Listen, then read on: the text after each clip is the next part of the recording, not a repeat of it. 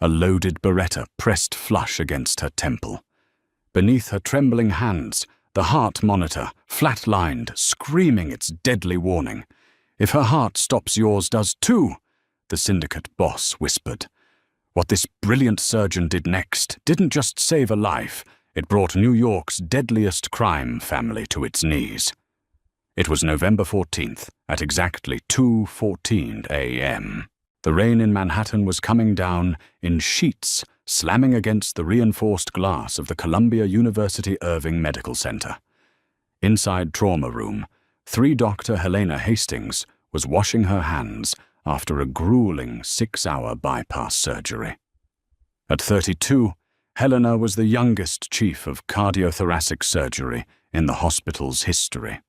She was a woman who lived for control her world, defined by the precise rhythm of beating hearts and the sharp edge of a scalpel.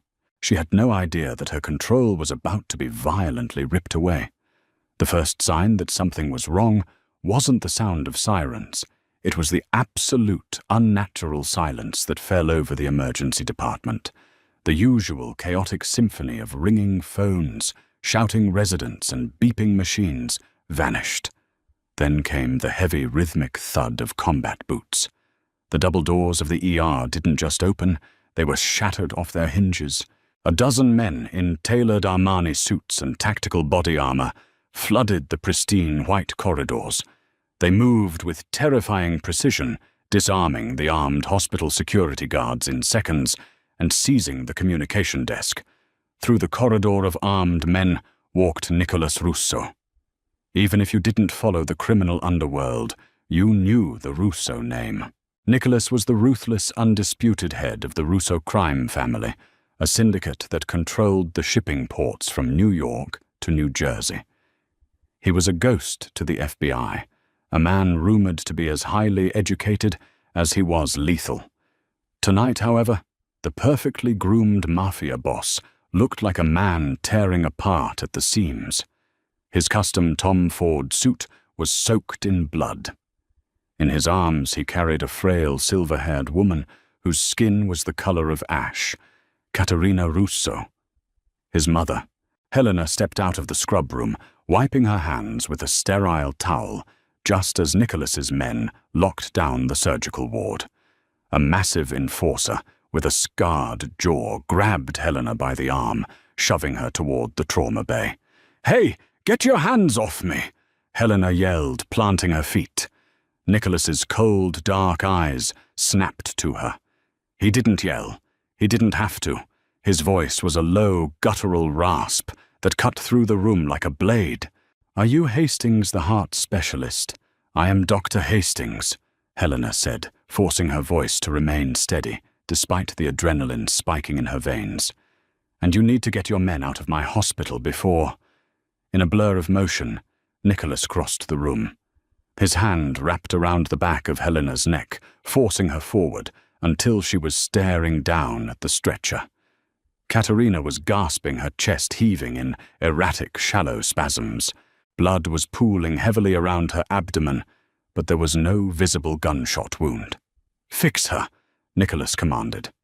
"I need to examine her first." "What happened?" Helena demanded, reaching for a stethoscope. "She collapsed at dinner. She started coughing blood and then her chest. She said it felt like something was tearing inside her." Nicholas said, his voice tightening. "We didn't wait for an ambulance. We brought her here." Helena placed the stethoscope to Caterina's chest.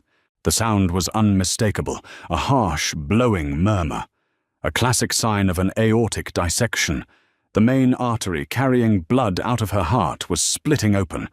It was a catastrophic cardiovascular emergency. Every minute that passed increased the mortality rate by nearly 2%. "She has an ascending aortic dissection," Helena said, stepping back into pure professional mode.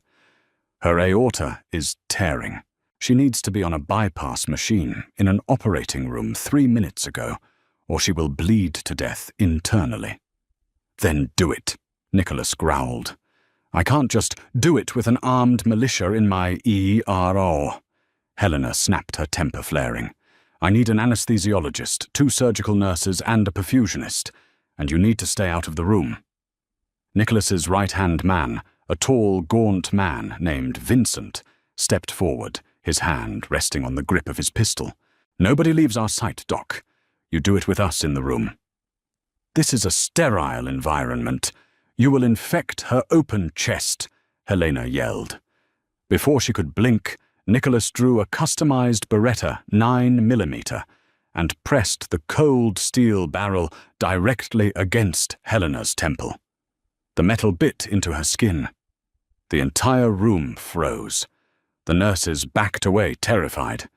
"You listen to me very carefully, Doctor. Hastings," Nicholas whispered, leaning in so close she could smell the copper tang of his mother's blood on his clothes, mixed with expensive cologne. "That woman on the table is the only piece of my soul I have left. You are going to take her into that operating room. You are going to cut her open, and you are going to sew her heart back together. If her monitor flatlines, if she dies on your table, I am going to put a bullet in your brain, and then I am going to burn this hospital to the ground. Do we have an understanding?" Helena stared into Nicholas's eyes. She didn't see a monster in that split second. She saw a terrified, desperate son. But she also knew he was entirely serious. She swallowed hard, the barrel of the gun unmoving against her skin. "If you shoot me, she dies 100%. Put the gun away. Let my team do their jobs, and I will give you your mother back." Nicholas held her gaze for 3 agonizing seconds. Slowly he lowered the weapon. "Vincent, clear or 1. Hastings, you have exactly 4 hours." The tension inside operating room 1 was suffocating. The air was frigid, the harsh overhead surgical lights blindingly bright. Helena stood at the operating table, a number 10 scalpel in her gloved hand. Across from her was her trusted anesthesiologist, Dr. Lin, trembling as she monitored the drug drips. Standing in the corner of the room, fully scrubbed but refusing to wear a mask, was Nicholas. His dark eyes tracked every single movement Helena made. Vincent stood right by the door, an ominous sentinel. "Scalpel," Helena ordered.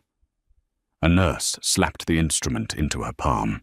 Helena made the initial incision down the center of Katerina's chest. The bone saw whined as she split the sternum, the brutal mechanical sound echoing in the silent room. She deployed the retractor, cranking the ribs apart to expose the beating heart. Immediately, Helena knew something was catastrophically wrong. An aortic dissection usually presents with a massive hematoma, a pooling of clotted blood. But as Helena opened the pericardial sac, the blood that rushed out wasn't just bright red. It was exceptionally thin, stubbornly refusing to clot, and it carried a faint, unnatural chemical odor that burned the back of Helena's throat. "Suction. Get this out of here. I can't see the tear." Helena shouted, her hands moving with lightning speed. "Lin, what are her cogs? Why is she bleeding like this? Her INR is off the charts." Dr. Lin panicked, looking at the monitors. "Her blood isn't coagulating at all. It's like she's on a massive overdose of blood thinners. But I didn't give her any heparin yet." Helena froze for a fraction of a second. She looked at the tissue of the aorta. It was friable, dissolving under her forceps like wet tissue paper. This wasn't a natural dissection caused by high blood pressure. "Nicholas," Helena said, not looking up from the open chest. "Was your mother taking warfarin rat poison? Anything?" "No, she takes standard cholesterol medication." "That's it," Nicholas said, stepping closer to the table, his presence looming over the sterile field. "Why? What the hell is happening?" "Her blood is completely uncoagulable. Someone poisoned her," Helena said bluntly. "They used a synthetic anticoagulant, probably brodifacoum. It weakened the arterial walls and caused a spontaneous rupture. She isn't just bleeding out. She's melting from the inside. A heavy, terrifying silence fell over the room. Helena could feel the murderous rage radiating from Nicholas. He slowly turned his head to look at Vincent. Vincent's face remained stone cold, but Helena noticed a microscopic twitch in his jaw. "Can you fix the tear?" Nicholas demanded, his voice dangerously low. "I can graft the aorta, yes, but it won't matter," Helena said, her fingers desperately applying pressure to the bleeding artery. "I can't put her on the bypass machine. The artificial tubing will shred her blood cells, and because of the poison, she'll bleed out through her own pores. She needs fresh, whole blood to flush the toxin out of her system. Massive amounts of it. We need O negative. Now, call the blood bank," Nicholas barked at Vincent. "The blood bank doesn't have enough whole O negative for a full systemic flush." Helena yelled, the monitors beginning to beep faster. Katerina's blood pressure was tanking, 60/40. She was dying. "We need a live donor. Direct transfusion. We bypass the storage chemicals and pump fresh platelets directly into her line while I operate." "I'm O negative," Nicholas said, immediately tearing off his suit jacket. "Take mine." "I need more than a pint, Nicholas. To keep her alive while I replace her aorta, I will have to drain you to the absolute brink of hypovolemic shock. It could kill you. Do it." He didn't hesitate. Here was the moment that would later become a legend in the underground world. The moment Dr. Helena Hastings took total control of the most dangerous man in New York. "If we do this, you are on my table. You are my patient," Helena said, her eyes locking onto his. "That means you give up the gun. You give up the power. You lie down, you shut up, and you put your life entirely in my hands." Nicholas stared at her. For a moment, the Mafia boss and the surgeon were the only two people in the world. He saw the absolute, uncompromising fire in her eyes. He reached into his waistband, pulled out the Beretta, and slammed it onto the metal surgical tray. He stripped off his shirt, revealing a torso covered in scars and ink, and hoisted himself onto the adjacent operating table. "Line him up," Helena ordered Dr. Lin. Within minutes, 2 thick IV lines connected Nicholas's muscular arm directly to the central line in his mother's neck. Helena watched as the dark, rich blood of the syndicate boss flowed directly into the frail, dying woman.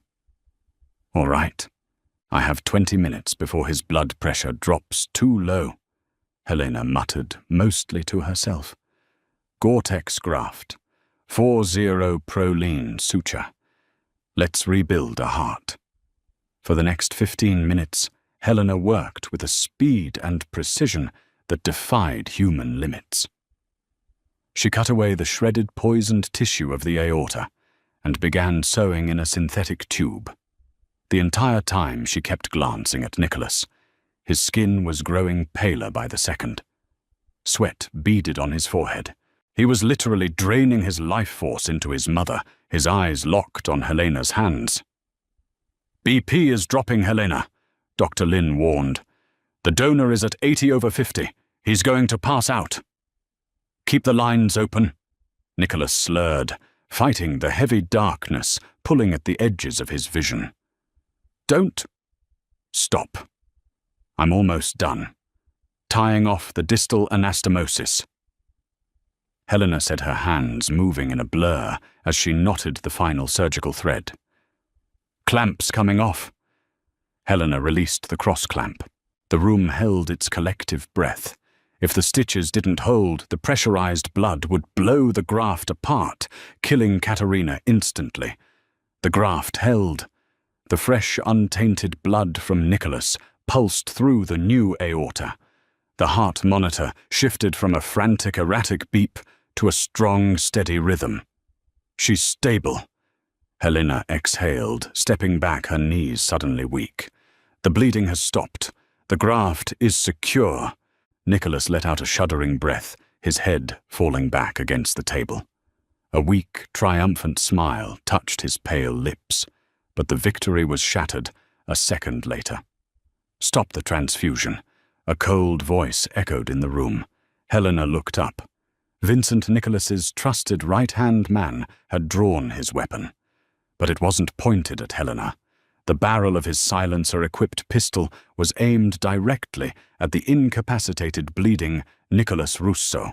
Vincent Nicholas whispered, too weak to move his eyes widening in betrayal.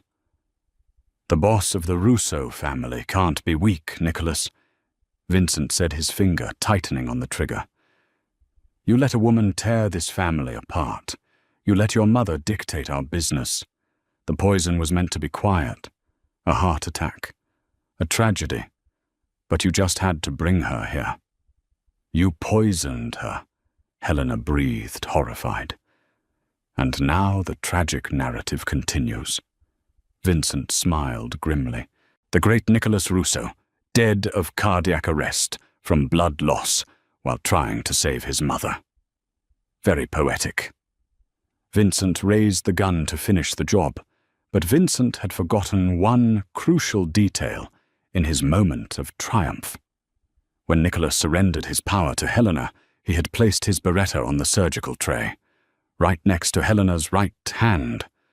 Time dilated, stretching a single second into an eternity. Dr.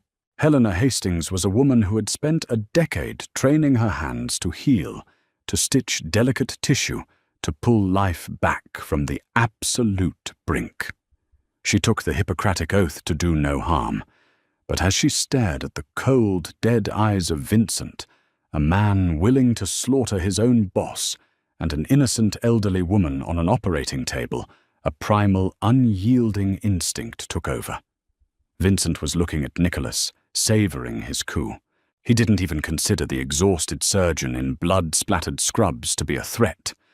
That was his fatal mistake. Helena's right hand didn't hesitate. Her fingers wrapped around the textured grip of Nicholas's customized Beretta 9mm. The metal was still cold. She didn't raise the weapon like a trained marksman. She fired from the hip, pointing the barrel instinctively, exactly the way her father, a former NYPD detective, had taught her at the firing range in upstate New York when she was a teenager. The gunshot in the confined, sterile operating room was deafening. It sounded like a cannon blast, shattering the surgical monitors and sending a spray of sparks raining down over the supply carts. Vincent screamed. The bullet didn't hit his heart or his head. Helena's knowledge of human anatomy was unparalleled. She had aimed for the largest mass that would instantly disable him. The 9mm round tore through Vincent's right shoulder, shattering his clavicle and severing the brachial plexus, the network of nerves that controlled his arm. His silenced pistol clattered uselessly to the linoleum floor.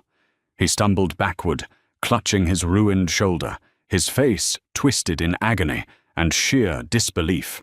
Blood rapidly soaked his pristine suit jacket. "Don't you move!" Helena screamed, her voice cracking with adrenaline as she gripped the Beretta with both hands, aiming it squarely at Vincent's chest. "Dr. Lin, the alarm. Hit the lockdown alarm." Before Dr. Lin could smash the emergency button, the heavy doors of Operating Room 1 burst open. Nicholas's loyal enforcers, alerted by the unsilenced gunshot, flooded the room. 3 submachine guns were instantly trained on the scene. "Stand down," a broad-shouldered enforcer named Paulie roared, assessing the chaos. He saw his boss bleeding out on one table, the matriarch of the family on the other, and the traitorous underboss bleeding on the floor. "Take him!" Nicholas wheezed from the table, his voice barely a raspy whisper. He pointed a trembling, blood-stained finger at Vincent. "He poisoned my mother. He tried to finish it." Paulie didn't ask questions. He slammed the butt of his rifle into Vincent's temple, knocking the traitor out cold before dragging him out into the corridor. Helena immediately dropped the Beretta back onto the metal tray. The surge of adrenaline receded, leaving her hands shaking violently, but she couldn't afford to break down. Not yet. "Clamp the transfusion lines," Helena commanded, spinning back into surgeon mode. Nicholas is in hypovolemic shock. "Doctor, Lynn pushed 2 liters of saline and whatever O-negative we have left in the emergency cooler into his IV. Push it wide open. Elevate his legs." For the next 2 hours, Columbia Presbyterian Surgical Ward remained a fortress. Helena worked frantically to stabilize both mother and son. Nicholas's blood pressure had dropped dangerously low, his organs flirting with failure from the massive blood loss. Katerina, however, was stabilizing beautifully. The fresh, unpoisoned blood from her son had flushed the synthetic coagulant from her system, and the new Gore-Tex aorta was holding perfectly. When the sun finally began to rise over the Manhattan skyline, casting a pale, cold light through the frosted windows of the surgical scrub room, Helena stripped off her bloody gloves. Her muscles ached with a profound exhaustion. The Russo men had vanished like ghosts, taking the incapacitated Vincent with them, but they had left a heavy guard outside the intensive care unit, where Nicholas and Katerina were recovering side by side. Helena walked out to the nurse's station. Waiting for her was NYPD. Detective Robert Harrison, a man who had known Helena since she was a medical student. "Doc," Harrison sighed, holding a lukewarm cup of hospital coffee. "We got multiple reports of armed men securing the ER. A gunshot inside OR1. The security cameras magically malfunctioned at exactly 2:15 a.m. Care to tell me what happened?" Helena looked at the detective, then down the hall toward the ICU, where Nicholas Russo lay sleeping. She thought about Vincent the Poison and the ruthless syndicate politics that had nearly turned her operating room into a slaughterhouse.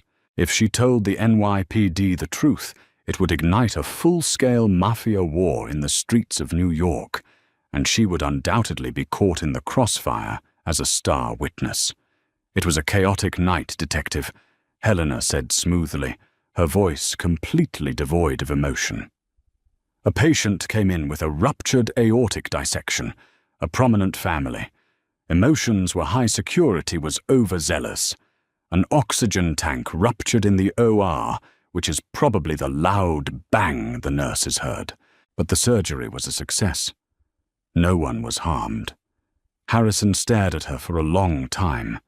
He knew she was lying, but he also knew better than to push when a syndicate like the Russos was involved. "An oxygen tank," Harrison repeated flatly. "Check the maintenance logs, Detective. I'm sure you'll find the damaged valve," Helena replied. "Now, if you'll excuse me, I have post-op charts to update." 3 weeks later, the crisp autumn chill had fully descended upon New York. Helena sat in her spacious office, overlooking the Hudson River, reviewing a pile of medical journals.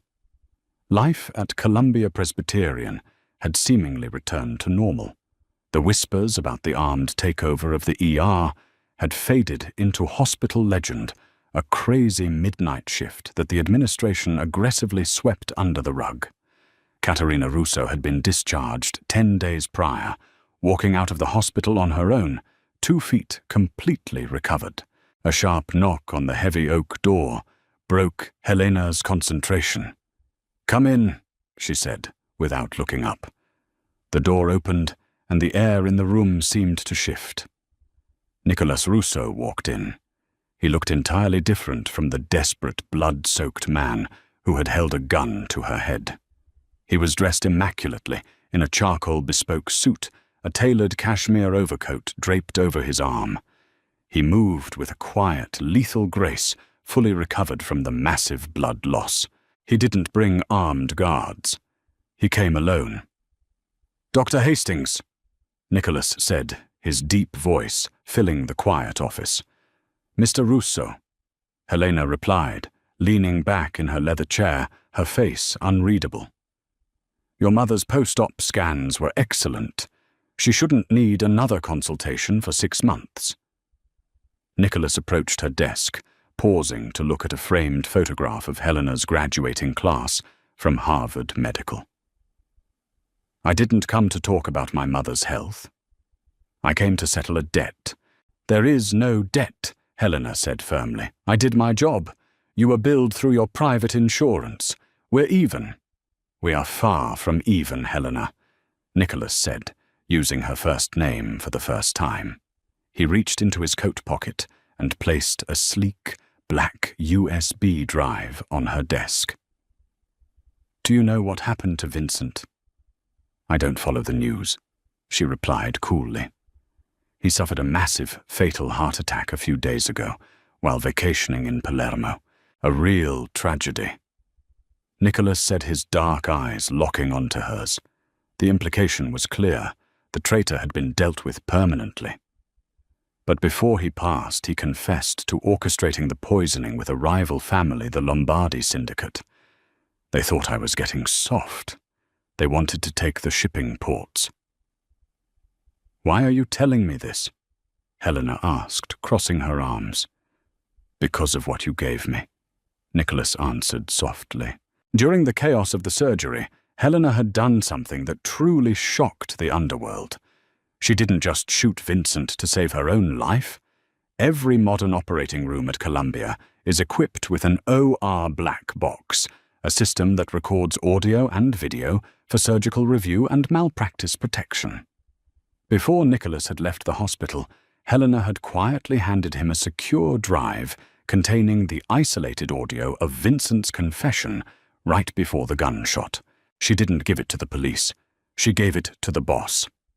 By doing so, Helena had handed Nicholas the exact proof he needed to present to the Mafia Commission, legally justifying the execution of a high-ranking underboss without sparking a civil war within his own ranks. You saved my mother's life. You saved my life. And then you saved my empire, Nicholas said, stepping closer to her desk. You understand the rules of power better than half the men in my syndicate. I understand survival, Mr. Russo. Nothing more, Helena replied, refusing to blink. Nicholas smiled, a rare, genuine expression that transformed his hardened features. He reached into his coat again and placed a thick, sealed envelope next to the USB drive. As of this morning, a private holding company out of Geneva has made an anonymous, unrestricted $50 million endowment to Columbia University Irving Medical Center, Nicholas stated. Helena's breath hitched. 50 million. With one stipulation, Nicholas continued. The funds are to be used exclusively to build the new state-of-the-art Caterina Russo cardiothoracic wing. And you, Dr. Hastings, have been named the permanent chief director of the facility. No board can fire you. No administrator can overrule you. This hospital is your kingdom now. Helena stared at the envelope, her mind racing. It was the kind of funding researchers spent their entire lives begging for. It would allow her to save thousands of lives, pioneer new surgical techniques, and cement her legacy in the medical world forever. You can't buy me, Nicholas, Helena said, though her voice lacked its usual bite. I'm not buying you, Doc. I'm backing you, Nicholas said softly, turning toward the door. He paused his hand on the brass doorknob and looked back at her. The ruthless syndicate boss and the brilliant surgeon shared a silent understanding, a bond forged in blood and gunpowder. If you ever need anything, Nicholas vowed, his tone carrying the weight of an ironclad contract. And I mean anything in this world. You make one phone call. The Russo family never forgets. He walked out, leaving Dr. Helena Hastings alone in the quiet office. She looked at her hands. The same hands that had held a scalpel held a gun, and inadvertently taken control of New York's deadliest criminal empire. She pulled the envelope toward her, a small, knowing smile touching her lips. The world thought she was just a surgeon, but Helena knew the truth. She held the beating heart of the city in the palm of her hand. Did Dr. Helena Hastings make the right choice by saving a Mafia boss and pulling the trigger to protect her patient? Her story proves that sometimes the line between saving a life and taking one is written in blood. If this intense, real-life medical drama kept you on the edge of your seat, hit that like button, share this video with your friends, and subscribe to our channel for more unbelievable true stories from the darkest corners of the world.